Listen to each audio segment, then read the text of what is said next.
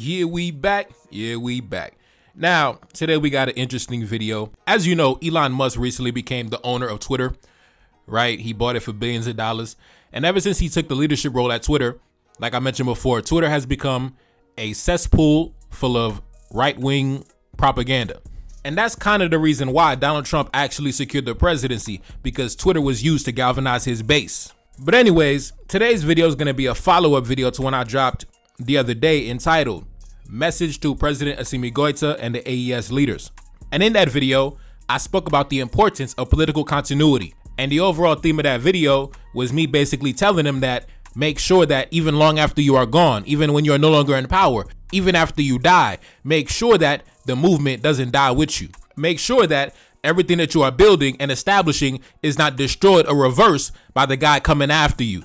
In that video, I was emphasizing the importance of political continuity. And I also gave a definition of political continuity. Basically, a government's policies, goals, and projects, it stays the same even if the leadership changes, even if the political party changes. The same objectives are still being pursued from various leaders over a long period of time. And I also gave a historical example of that. What happens when political continuity is broken, the consequences of that. And I spoke about back in 1820 when King Henry Christophe, the king of Haiti, he passed away and he was replaced by the next guy coming after him, President Jean-Pierre Boyer. And I use that example because I think it's the most vivid and tragic example of what happens when the political continuity is not maintained. The consequences of that, how it still can be felt even 200 years later. But anyways, I had ran into this discussion that was happening on social media, a group of white men having a conversation about the Haitian Revolution. And as always, that's a very entertaining topic for them to talk about. They love reveling in the Haitian Revolution. So anyways, I seen this post, right? Take a look up on the screen. It said this: Haiti was hilarious. Kill all the white people and dress up in their clothes. Kill all the mulattoes for good measure. Starve for the next 200 years. And then blame white people. Now, as you can see, this post received damn near 50,000 likes. 50,000 likes and 1.5 million views. So not wasting no time, let's take a look at some of the reactions on social media. This person said, perhaps this is why the Southerners were resisting to end slavery. They may have thought that they would be genocided as the French were in 1804 by Dessalines. The French made the critical error of attempting to treat them as equals.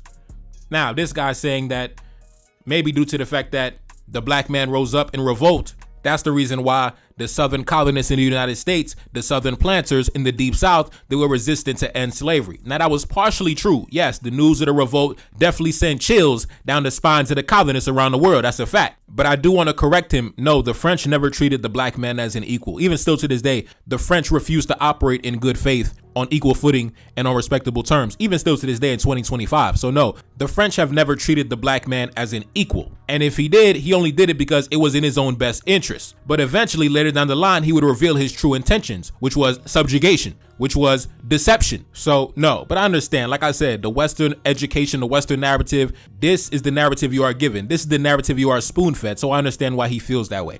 Anyway, let's continue. This person said, the French did not treat blacks as equals in any way, shape, or form. Their critical mistake was to import enslaved soldiers and then use them to put down slave revolts. It didn't take much for slaves with some training to kill the handful of Frenchies who lived on the island. Now, this is actually pretty accurate. I'll admit this is actually pretty accurate. And I probably said something similar in previous videos myself.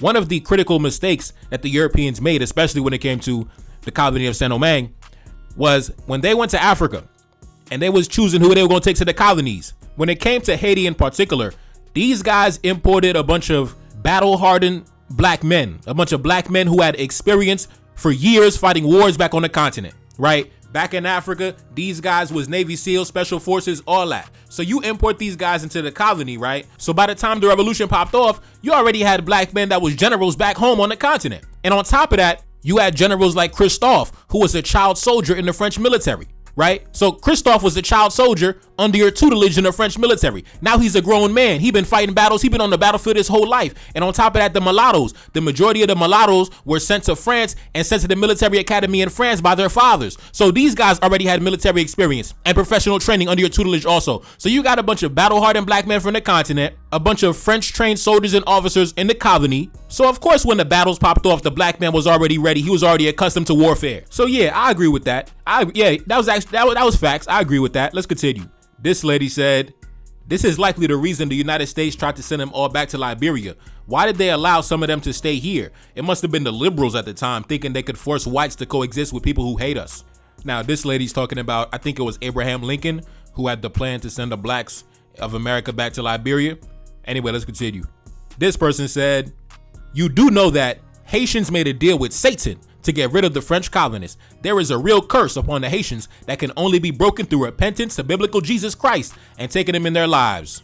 Now, first of all, this whole propaganda about Haitians made a deal with Satan, that's simply a rationalization that Europeans came up with a long time ago, because in their minds, they couldn't really understand, how did the black man defeat me on the field of battle? Like, I can't believe it. Like, he made a deal with the devil. He made a deal with, the devil. That's how he did it.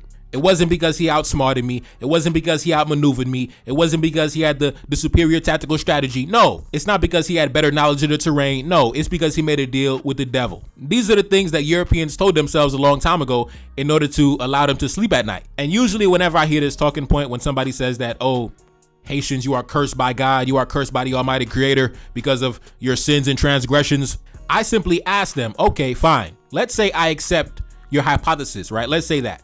Then what excuse do you give for the prosperity that France was able to achieve? How come France is not cursed, right? Because if you weigh it up on the scale, France built the foundation of their wealth on genocide, rivers of blood, slavery, human trafficking, crimes against humanity. They built the prosperity of their nation on top of millions and millions of dead black bodies. So if Haitians are cursed for simply defending themselves, right, then what do we call the God that allowed France and Britain and Spain and the United States and all the colonial powers to prosper off slavery and human trafficking, off rivers of blood and millions of dead black bodies? How come they are not suffering the curses from the Almighty Creator? Usually when I reverse the statement and I bring up that counterpoint, they never have an answer for me, right? They never have a true answer for me. They can't really break it down because at that point it doesn't make sense. The only reason they say that is because they want to shame you for being a black man that has the audacity to stand 10 toes down for your honor and integrity, to stand up for your women and children, to protect their dignity, right? They want to shame you for that, right?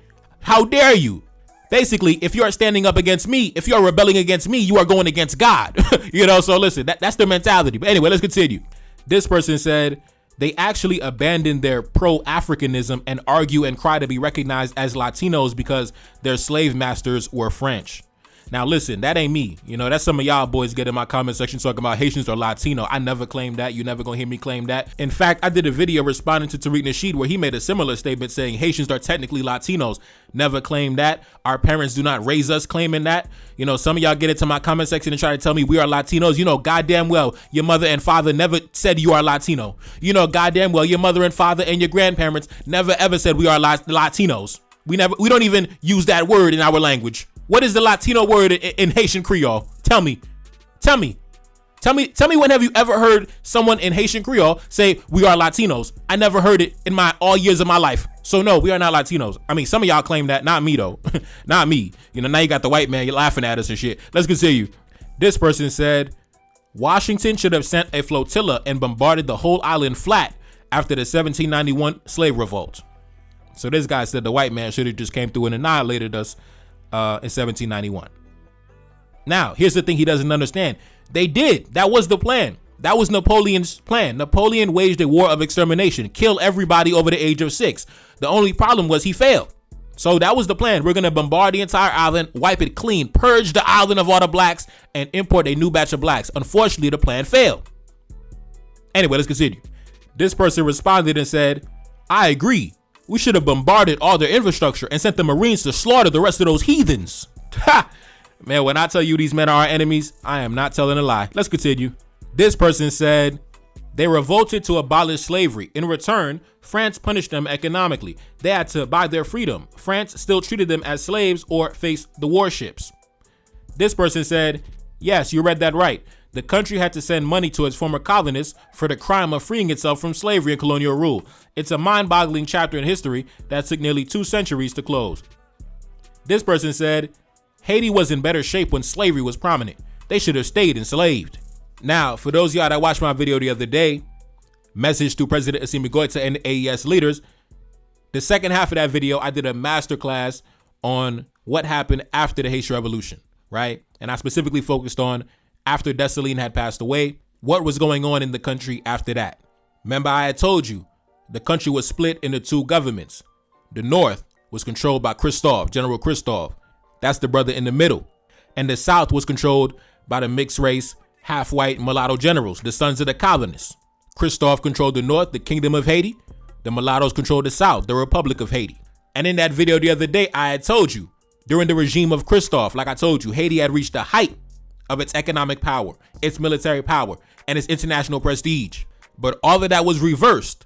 All of that was destroyed when President Jean-Pierre Boyer came to power after the death of Christophe, and he reversed everything Christophe did. He closed all of Christophe's schools. He destroyed all of Christophe's infrastructure. He stopped all construction on Christophe's building projects. And that's why in that video, I was talking about the importance of political continuity.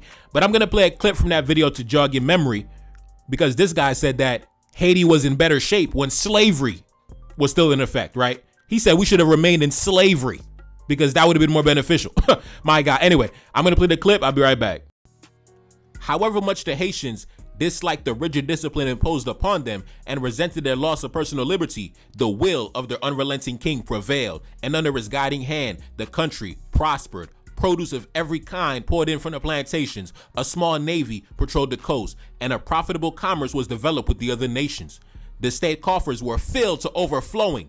The annual revenue amounting to $3.5 million, the nobility and landowners became wealthy, and want and hunger disappeared. The rural laborers enjoying 1/4 of the crops, the schools flourished, a printing press established at Sanssouci, and a theater was built near Cap Henri.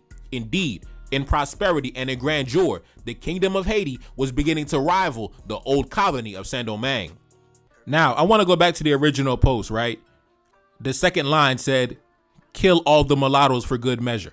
Now, if that was true, right? If we really did kill the mulattoes, which we did not kill all the mulattoes.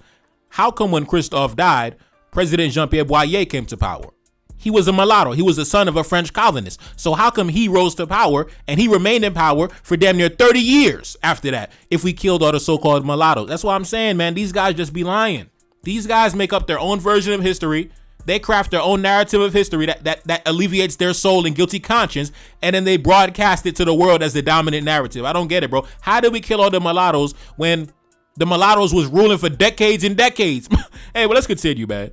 This person said they killed women and children who did not own slaves. They killed mixed people who did not own slaves. They are killers and not good people. Now, first of all, the French were the ones that killed women and children who did not own slaves, if you want to be honest. The French assassinated more mulattoes than the black man did. In fact, if you go on my homepage in my playlist section, I read an entire book entitled The Colonial System Unveiled. That book came out back in 1814. It was released by the Haitian government under the regime of Christophe. And it was an expose revealing the crimes of the colonists firsthand. And it named the colonists by name who committed the crimes. So it listed the crimes of the French colonists during the time of slavery. So there were stories in that book. There was one story where a Frenchman was riding in a carriage, right? And his driver was a mixed race man. I forget his name, but he had just got a new pistol, right? He got a new pistol. He wanted to test out his new pistol. So he decided to shoot his driver in the back of the head dead just to see if his pistol worked, right? And he was a mulatto, right? So that's the type of wanton crime that the French was doing on the colony back in those times when the guy said, oh man, Haiti was prosperous under slavery. We should still be in slavery, right? That's the type of shit that was going down. There was one story.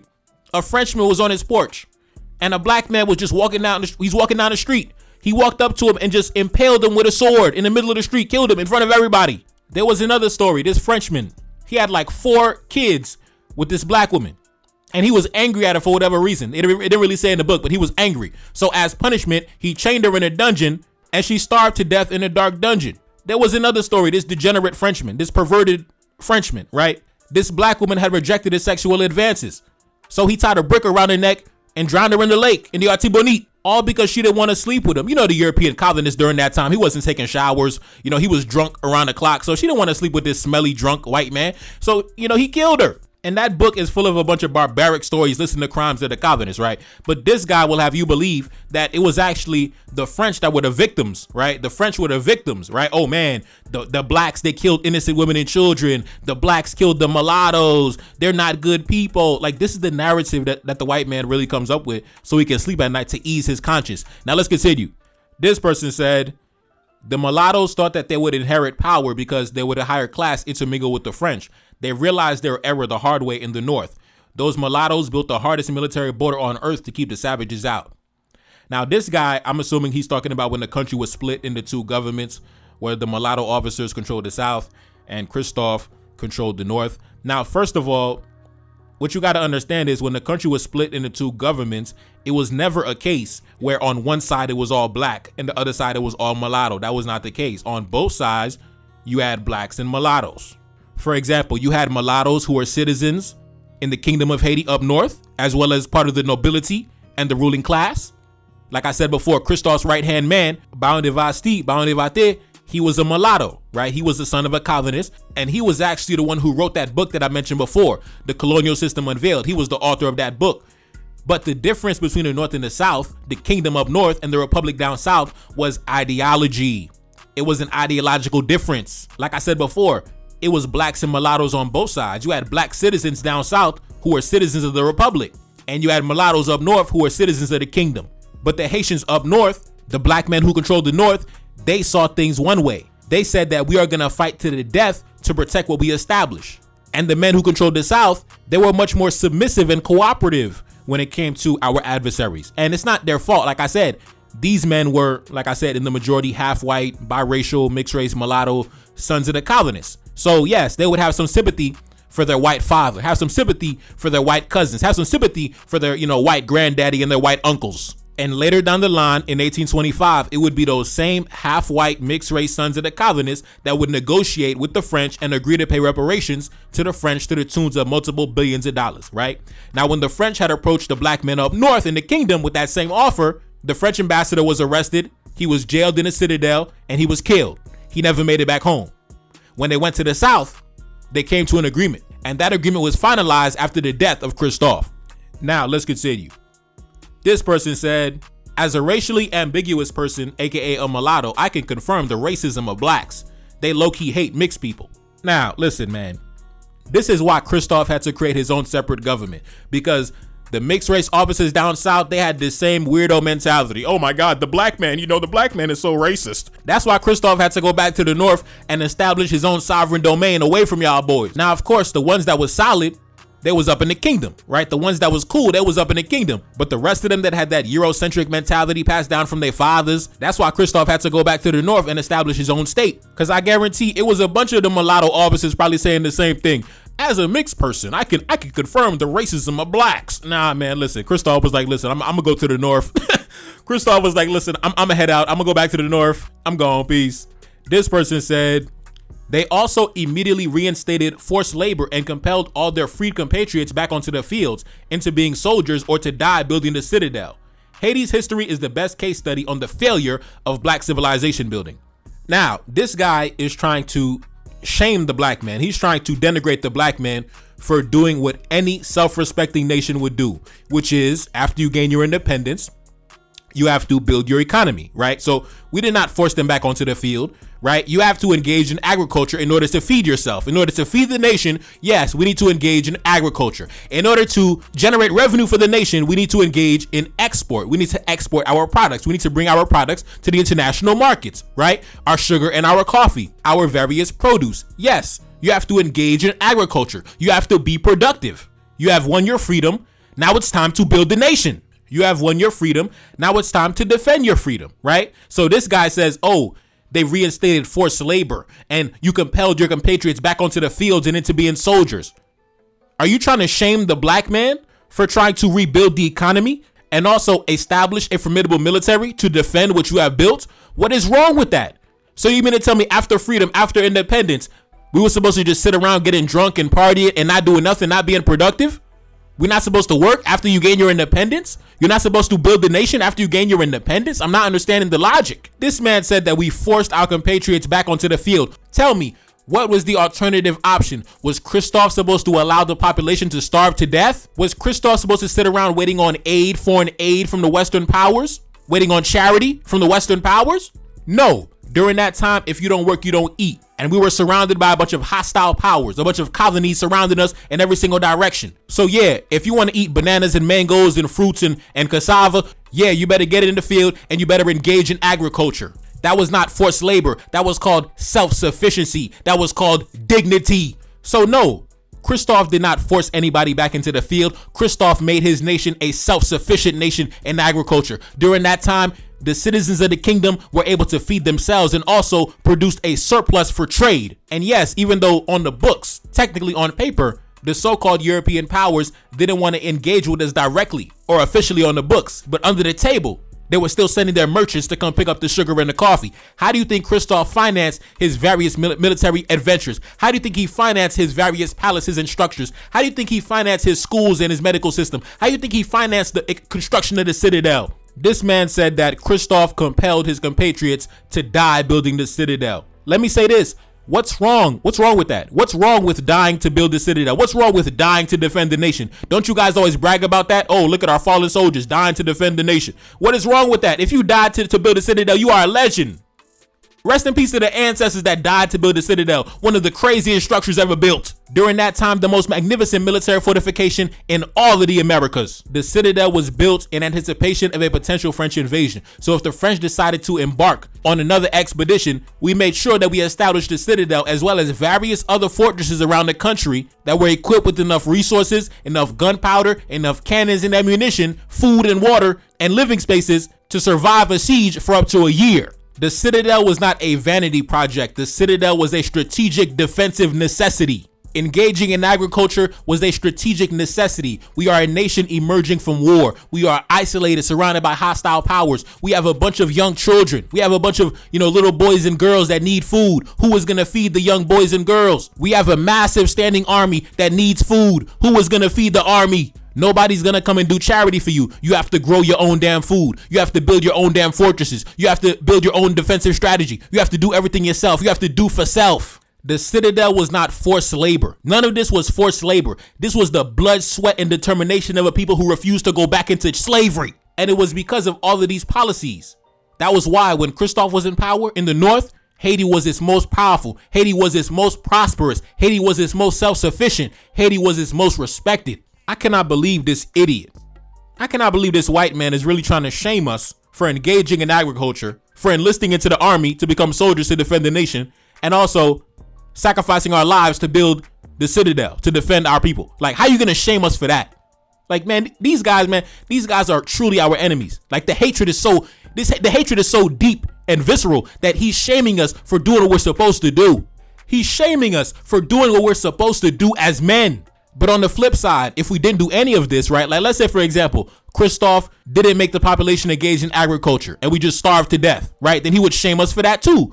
Imagine Christophe did not build the citadel, did not defend the people. He would shame us for that too. Imagine Christophe did not make sure that the military was massive and formidable. He would shame us for that too. But at the same time, he's also shaming us for doing the opposite. That's why I say you cannot win with these guys, man. These guys are simply our enemies. End of discussion, bro. End of discussion.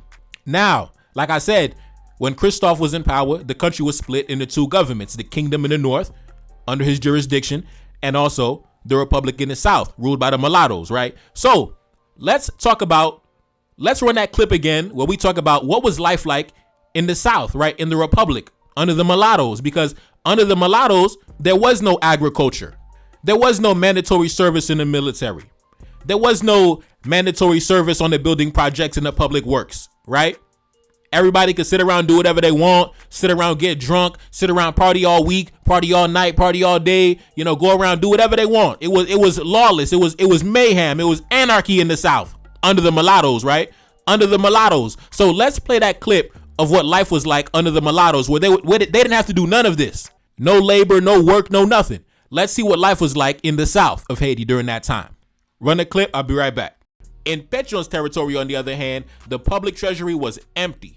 Although the inhabitants had their heart's content of freedom and were spared the forced labor of Christophe's subjects, there was a complete neglect of the public welfare. Soldiers and the population were ragged. Petty theft and crime increased enormously. The plantations were untilled.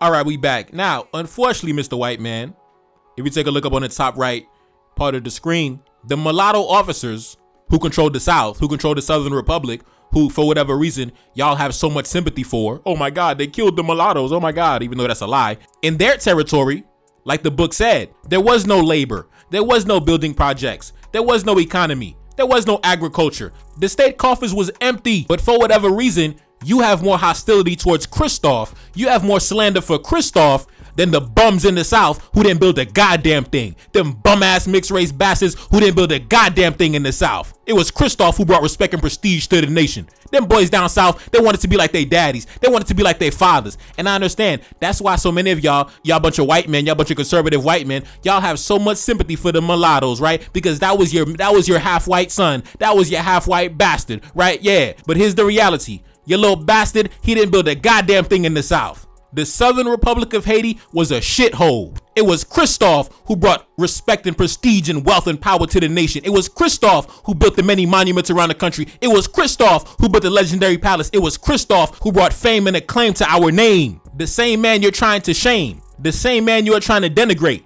All while trying to uplift the mulattoes simply because they have a higher concentration of European ancestry. But guess what? All of that European ancestry didn't mean a goddamn thing because they didn't build a goddamn thing. The Southern Republic of Haiti was a shithole. Meanwhile, the Kingdom of Haiti under Christoph was internationally known and respected. They don't got no citadels down south. The majority of the legendary monuments and events, they happened up north. That's no offense to my Haitians from the South, because on my father's side, my father deep in the South. My father is right by the Dominican border, deep in the South. So I don't say it with any bias. But when it comes to the North, that's where all the legendary stuff is at. That's why the legendary stuff happened. It's simply a fact. Now, going back to the original post, right, when it said, Haiti was hilarious. Kill all the white people and dress up in their clothes. Kill all the mulattoes just for good measure and starve for the next 200 years and then blame white people. Number one, I want to quickly address the point when he said dress up in their clothes. Number one, these men were generals in the French army, right? So when the colony was battling off different invasions from different competing European powers in the 1790s, these men were enlisted into the French army to defend the colony, right? Toussaint Louverture was a general in the French army.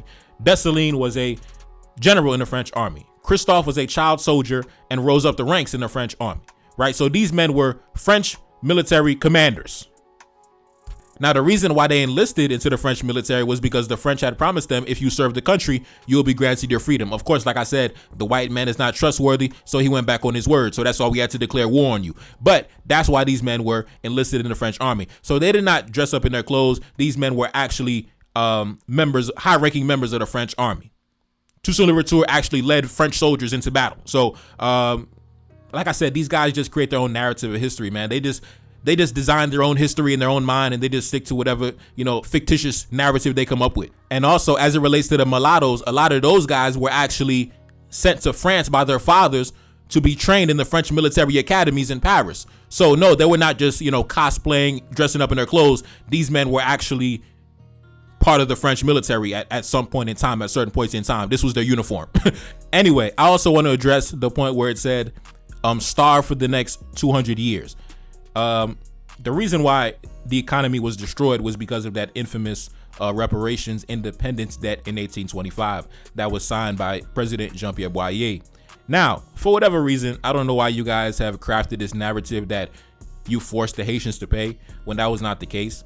Because if you had the ability to force the Haitians to pay, how come you didn't force Christophe to pay? Christophe killed your ambassador and you didn't do shit. Christophe killed your ambassador and you ain't retaliate. How come you didn't retaliate against Christophe when he killed your mans? If you were so powerful and so mighty? It's because that's a lie. It's a fake narrative. You guys didn't have what it take to go against the Citadel. You guys didn't have what it take to go against the cannons in the Citadel. You guys didn't have what it take, man. We destroyed you once, we'll destroy you again. And now on top of that, the second time around, we had more money, we had more guns, we had more power, we had more organization. The military was bigger and stronger. So now you aren't just fighting a bunch of slaves off the plantation. You are now fighting an organized military equipped with ammunition and cannons and cavalry and infantry and a navy. That's why when you sent your envoy to negotiate with Christophe, he had the audacity to kill you because he had the confidence that if it came down to it, 1v1 on the battlefield, he had the capacity and the resources to destroy you, just like they destroyed you back in 1803. And Christophe wrote in many of his letters that it would be preferable for Haitians to be wiped off the face of the earth instead of ever agree to pay that infamous debt. Christophe said it would be more honorable for Haitians to be exterminated from the earth instead of pay that debt. But you see, when it came to the mulatto generals in the South, when it came to President Jean-Pierre Boyer, the gentleman on the left, right? When it came to the half-white mulatto generals in the South, they didn't have the same conviction. They weren't ready to fight to the death. They were ready to pay. They wanted to pay.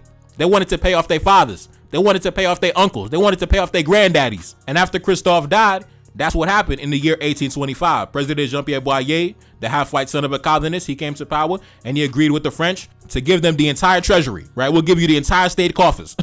Gave the entire state coffers to the French government. But for whatever reason, instead of sticking to the true narrative of what really happened, considering we have records on this, brothers. Like, listen, we have records on this history. We have books that was written. We have testimony during the time. But for whatever reason, y'all love sticking to this fake narrative of Haitian history.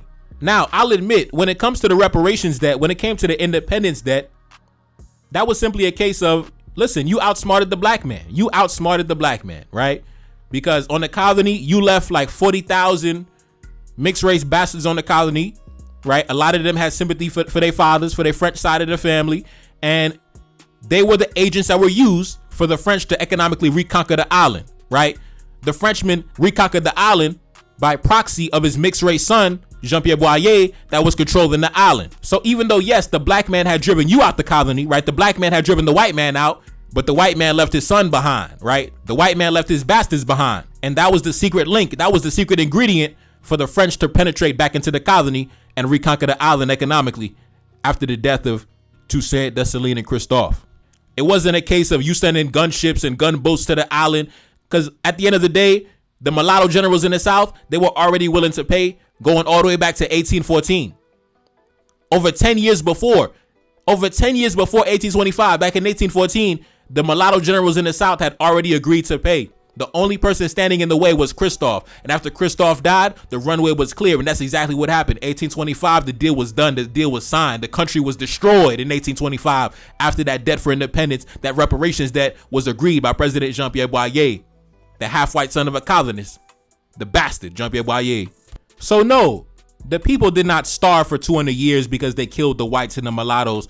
The people starved because your mixed race son was doing your bidding. And I give it up to you. The strategy was impeccable. The strategy was amazing. You waited 20 years for Christophe to die. And once, your mixed race bastard was in power, you came right back to the colony. Do you know when Christophe died, the French had dispatched a ship? The French had dispatched a ship that was stationed in Puerto Rico, and they came straight to the island after Christophe died. Within 24 hours of Christophe's death, French ships were on the shores to examine what's going down because they couldn't believe it. Oh my God, Christophe died. No way. We gotta go see for ourselves. And that same exact day, President Jean-Pierre Boyer, along with some Frenchmen, had a secret meeting that same day. The same day Christophe died, the French dispatched a ship and had a secret meeting with Jean-Pierre Boyer. They know damn well if Christophe was alive, those Frenchmen that was on that ship, they would have never made it back to France. But listen, man, we know you guys got to craft your own personal narrative. You guys got to be the superhero in every single movie. So you got to create these fake ass narratives. But I'm here to correct the narrative. Anyway, let's continue. This person said, whites did not enslave Haitians.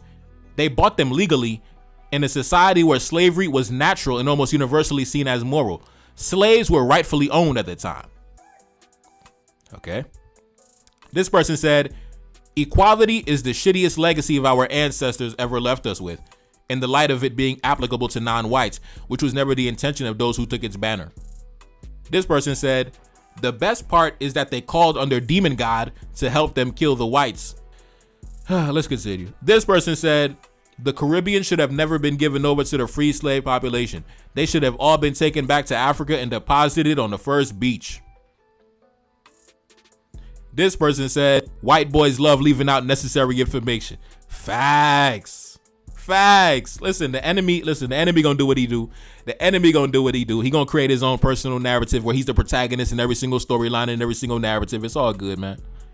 This person said, they have to lie like this because the Haitian Revolution was one of the most important moments in history. A slave uprising so powerful, it filled Napoleon with fear, forced the Louisiana Purchase, and spread revolutionary ideas of freedom through the Caribbean and the Americas. This person said, the disrespect is insane because Europeans lost so much to Toussaint Louverture that they broke every law of war to kill him. Not only did they kill him, but they tortured that man's wife, bro. They damn near killed his wife. Damn near beat her to death. Let's continue. This person said, the first country sanctioned by the United States and its allies. And Mulatto was the second and third president of Haiti. Mulattoes had the longest reign in Haiti. But yeah, blame the black people. Now, that's the thing. In the damn original post, they said we killed all the mulattoes. But this brother right here said, how did we kill all the mulattoes when Jean-Pierre Boyer, mulatto, and many of the gentlemen that came after him, they were in power.